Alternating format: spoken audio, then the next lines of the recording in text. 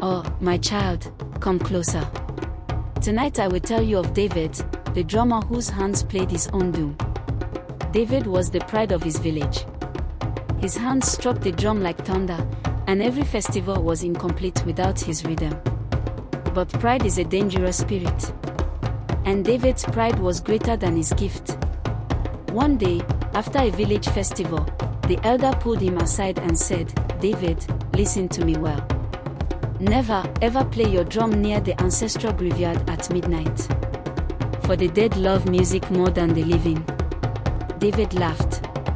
He thought the elder was just guarding an old superstition. Weeks passed. One night, while the moon glowed red, David grew restless.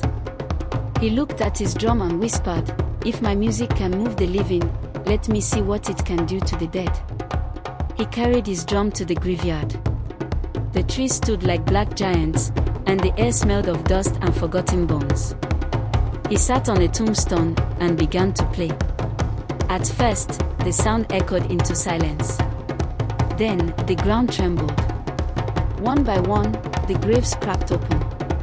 Skeletons rose, dancing with broken steps. The wind carried voices that hummed along with his rhythm.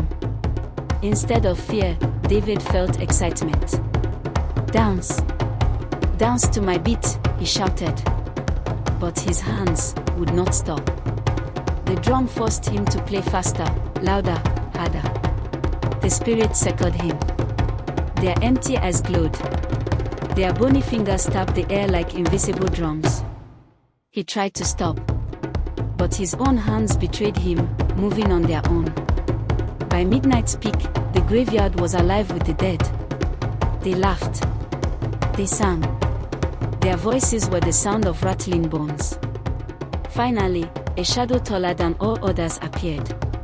It wore a crown of skulls and carried a drum made of human skin. It said, "Drummer of the living, your pride has summoned us. Now, you shall play for eternity."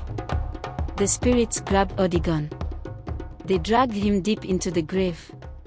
The earth closed, but the sound of his drum continued.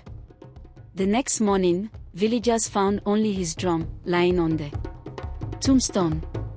No David. From that day, no one touched the drum again. But sometimes, on a red moon night, if you pass near the graveyard, you will hear it. The sound of a drum, playing by itself.